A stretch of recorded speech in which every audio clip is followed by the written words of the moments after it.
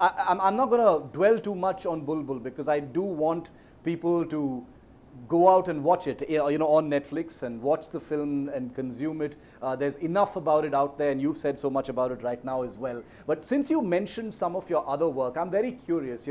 There's been Dil Dhadakne Do, there's been Pyar Ke Side Effects. But like you said, there have, in Rahul Bose's filmography, there's also a 15 Park Avenue, The Japanese Wife, as you mentioned. Tell us about your method, your approach. How does it change as you move between, independent and the commercial worlds of Hindi cinema? The change is only in pitch. Hmm. You have to, that's the director's job actually. Yeah. You have to attune yourself to the pitch at which the film is being played. If I played Jhankar Beats Rishi at the pitch that I play Indranil in Bulbul, Yeah. gone. I'll be lost. Yeah. He's like, what the hell were you doing in that film? Murmuring away, right? So it's a question of understanding the pitch that everybody is at. So Pyar Ke Side Effects and Jhankar Beats are at a heightened pitch. Yeah. Shaurya is two notches lower. The Japanese Wife is completely realist. So you have to pitch it correctly. And the director, you rely a lot on the director saying, whoa, that's not this film. You got to pitch it down. And that's what workshop and rehearsals are about. The second thing is also appetite. I've always been a creature of appetite, which is after doing 3 comedies, even if the 4th one is stupendous and done by the Coen brothers, you're like, I don't want to do the 4th comedy. I want to do something hard. I want to do something visceral, stuff like that. Yeah. I think the one that sticks out of the entire filmography is Dil Dhadakne Do because I wasn't driving the film. Right. I was nowhere near driving the film. There were 5 superstars in the film. So I wanted to work with Zoya, and it turned out to be extremely fulfilling. She's one of the best directors I've worked with. All of that notwithstanding, Dil Dhadakne Do was a choice I made because I really wanted to work with Zoya, and I knew that her films, the budgets of the films, demand big actors. So this was as good as it was going to get. Yeah. But otherwise, generally, I asked myself, if my character wasn't in the movie, would the movie be the same? Would it have? And if it isn't, then it means that my character is playing a vital part in driving the movie. So the oscillation between art and commerce is in people's heads when I release the film. When I'm making it, as long as I pitch it right, my approach to the character, my approach to the piece, my building of the biography of the character, my understanding his world, the relationships that are happening, all my work for Indranil and for Sid in Pyar Ke Side Effects is exactly the same. Right. While we're, Rahul, while we're talking about your films, and I do have a couple more questions about your films, and then we'll talk about some other stuff. Mr. and Mrs. Iyer is timeless. I mean, it's a film you can watch over and over again. It's people take different things away from that film even now. Is that, Rahul, the film that most people talk to you about in conversations when they're talking about your films? Is that the film that pops up the most?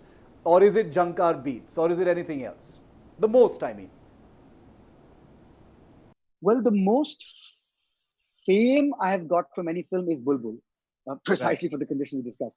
But otherwise, prior to this, Jhankar Beats is a massive favorite with everybody who today is, I guess, 30, 35. Yeah. Because they were 15 or 18 when the film was made. And Mr. and Mrs. Iyer is a huge favorite for everybody who is maybe 35 to 50, because it appealed to an older demographic anyway. It wasn't a bubblegum film for 15, 16, 17-year-old kids. Having said that, I think that the curious thing is both films have really built on their initial warmth and goodwill exponentially because of the fact that it's on television, you can see it, etc., etc. So in that respect, it's great. The only downside is when you do bad work, then it haunts you forever. Very true. On Bulbul, Rahul, your first straight to digital film, as someone who has been an independent director, gives a great deal of importance to writing, how liberating has your experience been as far as this platform is concerned? This platform for creators. Look, in what way can it be liberating creatively? The fact that you can bash a man's skull in and not get it censored.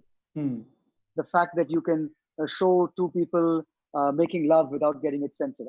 I'm Yeah. just postulating, right? Yes. Yes. But when I made a film called Everybody Says I'm Fine, and there is a lovemaking scene between Rehan Engineer and Koel, and in that lovemaking scene, there's zero nudity. It's just the eyes.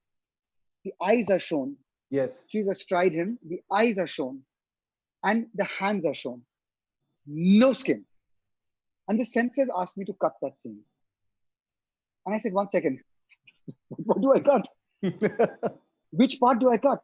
They said, no, it's too erotic. I said, but you tell me what to cut, I will cut it. So finally, there was nothing.